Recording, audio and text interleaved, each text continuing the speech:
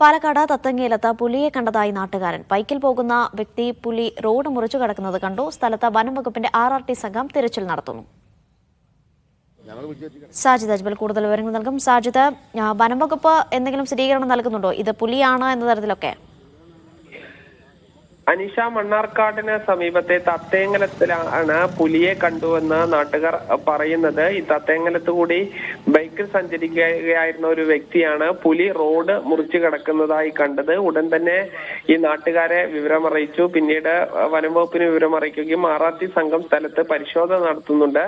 വർഷങ്ങൾക്ക് മുൻപ് ഇതേ സ്ഥലത്ത് ഒരു പുലിയെയും കുട്ടിയെയും കണ്ടു എന്നുള്ള വാർത്തയെ തുടർന്ന് വലിയ തോതിൽ തിരച്ചിൽ നടത്തിയിരുന്നു. അതേ സ്ഥലത്ത് തന്നെയാണ് ഇപ്പോൾ വീണ്ടും പുലിയെ കണ്ടു എന്നുള്ള വിവരം ലഭിച്ചിരിക്കുന്നത്. വനംവകുപ്പ് ഇതുവരെ ഒരു സ്ഥിരീകരണം നൽകുന്നില്ല. എന്തായാലും വനംവകുപ്പ് പരിശോധന തുടരുകയാണ്. ജനവാസ മേഖലയാണ് ഈ പ്രദേശം. എന്നാൽ സമീപത്ത് കുറച്ച് അപ്പുറത്തായി കാട് സ്ഥിതി ചെയ്യുന്നുണ്ട്. അവിടെ നിന്ന് വന്നിരിക്കാനുള്ള സാധ്യതയാണുള്ളത്. എന്തായാലും വനംവകുപ്പിന്റെ പരിശോധന തുടരുകയാണ്. ശരി.